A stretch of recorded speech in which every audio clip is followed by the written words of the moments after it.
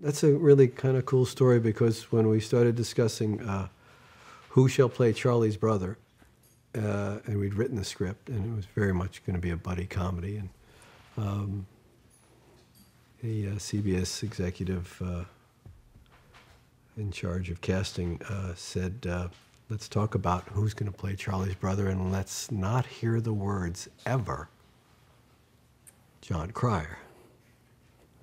So that was the very first words said at the first conversation about who's going to be his brother. They had made up their minds that John was a show killer because he'd been in several pilots and series that didn't go. So, you know, forgetting the fact that when you get in a pilot, it means you've beaten out hundreds of actors to get the job, and it's an amazing feat to do it once, let alone over and over again, which John had done. The shows didn't work. That's not really attributable to him. Some shows don't work, and sometimes the show could be good and it doesn't work. Teddy Z should have gone on forever. It was a great series. It didn't work. It was ahead of its time. Anyway, John's representatives, I had worked with John before, so I knew his work, and I was kind of disappointed that they didn't want to meet or even see him.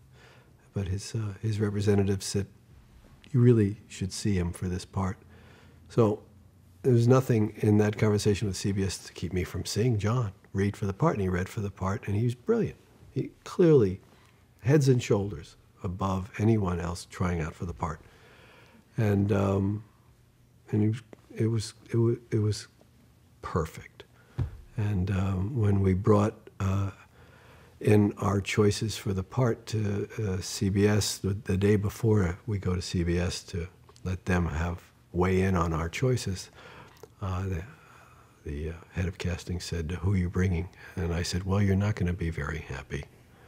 And there's a dead silence on the phone, and he said, you're bringing Cryer, aren't you? And I went, you really have to see him. I don't care about, I know how you feel, but you need to see the actor do this part.